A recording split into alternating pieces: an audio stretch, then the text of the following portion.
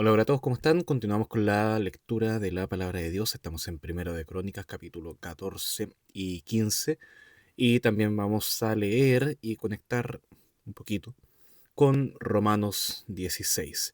Así que comenzamos en la nueva Biblia de las Américas. Los animo a todos a continuar o a sumarse, ¿bien? Pero seguir leyendo la Biblia todos los días. Primero de Crónicas, capítulo 14, dice así. Hiram, rey de Tiro, envió mensajeros a David con madera de cedro, albañiles y carpinteros, para edificarle una casa. Y comprendió David que el Señor lo había confirmado por rey sobre Israel, y que su reino había sido exaltado en gran manera por amor a su pueblo Israel. En Jerusalén David tomó más mujeres, y tuvo David más hijos e hijas. Estos son los nombres de los hijos que le nacieron en Jerusalén: Samúa, Sobab, Natán, Salomón, Ibjar, o Ibar, Elisúa, El Pelet, Noga, Nefeg, Jafía, Elisama, Beeliada y Elifelet. Al oír los filisteos que David había sido ungido rey sobre todo Israel, todos los filisteos subieron en busca de David. Pero cuando David se enteró, salió contra ellos, pues los filisteos habían venido y hecho una incursión en el valle de Refaim. David consultó a Dios: ¿Subiré contra los filisteos? ¿Los entregarás en mi mano?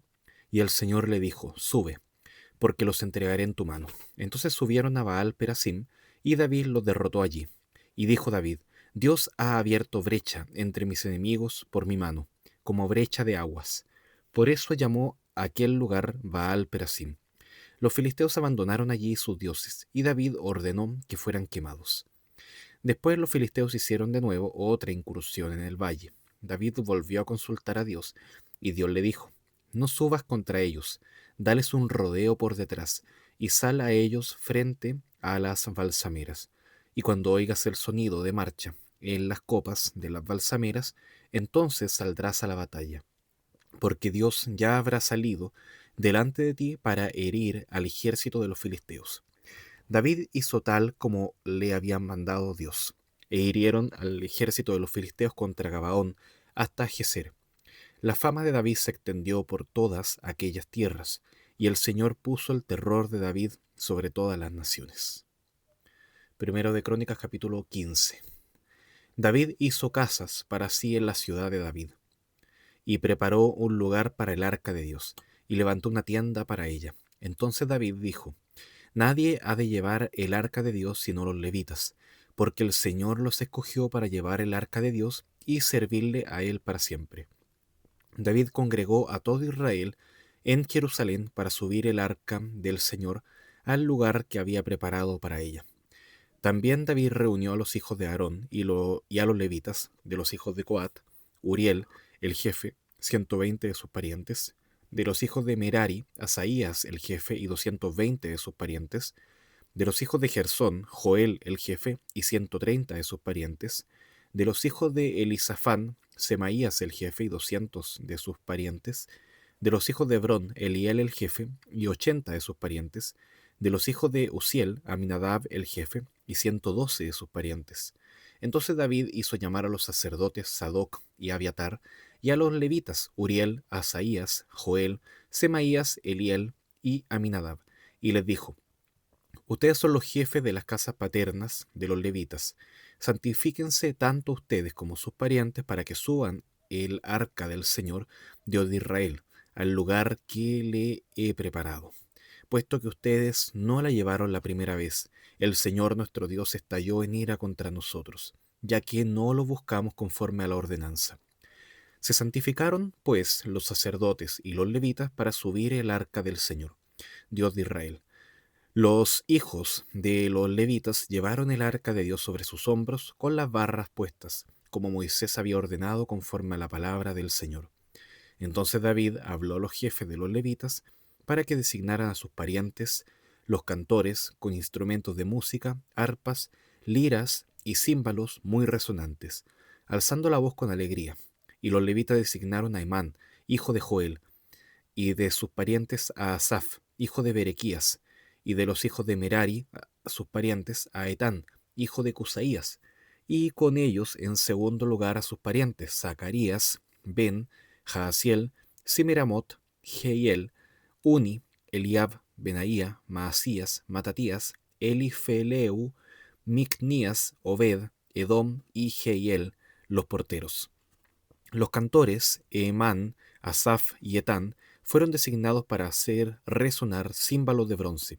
Zacarías, Asiel, Semiramot, Jehiel, Uni, Eliab, Maasías, Benaía, con arpas templadas para Alamot. Matatías, Elifeleu,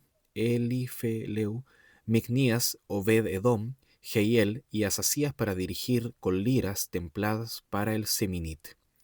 Kenanías, jefe de los levitas, estaba a cargo del canto. Él dirigía el canto porque era hábil. Berequías y Elcana eran porteros. Sebanías, Josafat, Natanael, Amasai, Zacarías, Benaía y Eliezer, los sacerdotes, tocaban las trompetas delante del arca de Dios. Obed-edom y Jeías también eran porteros del arca. Fue David con los ancianos de Israel y los capitanes sobre miles a traer con alegría el arca del pacto del Señor desde la casa de Obed-edom. Y como Dios ayudaba a los levitas que llevaban el arca del pacto del Señor, ellos sacrificaron 7 novillos y 7 carneros. David iba vestido de un manto de lino fino. También todos los levitas que llevaban el arca, asimismo, los cantores y Kenanías, director de canto entre los cantores. David, además, llevaba encima un efod de lino.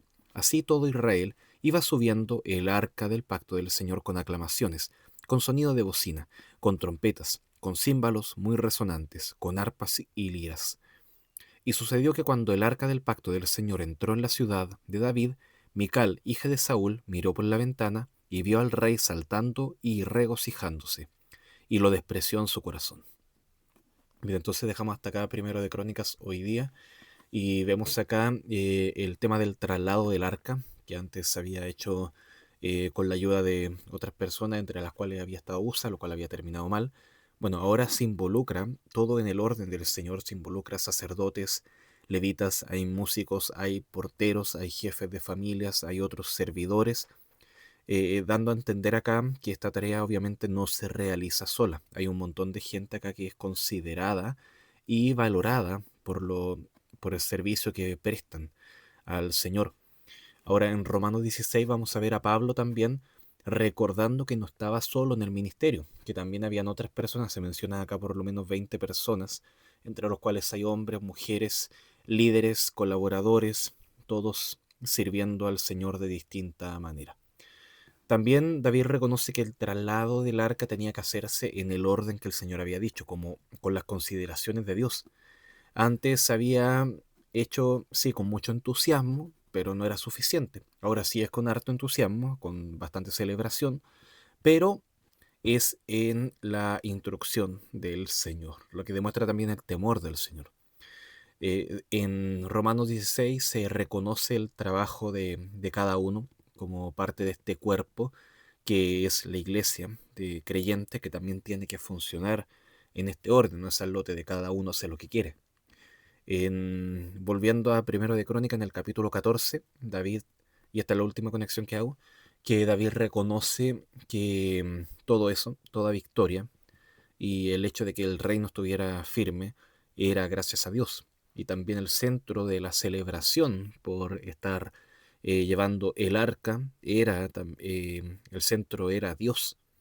Y así también el capítulo 16 y toda la carta de los romanos a los romanos termina con una doxología, es decir, un reconocimiento de la gloria de Dios, una adoración al Señor. Así que lo vamos a leer también eso.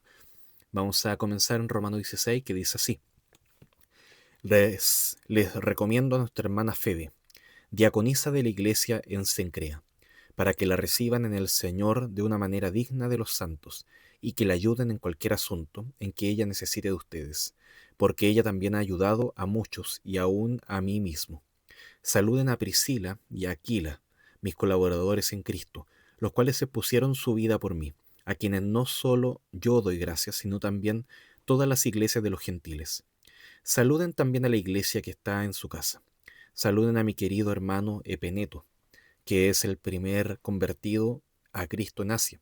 Saluden a María, que ha trabajado mucho por ustedes. Saluden a Andrónico y a Junias, mis parientes y compañeros de prisión, que se destacan entre los apóstoles y quienes también vinieron a Cristo antes que yo.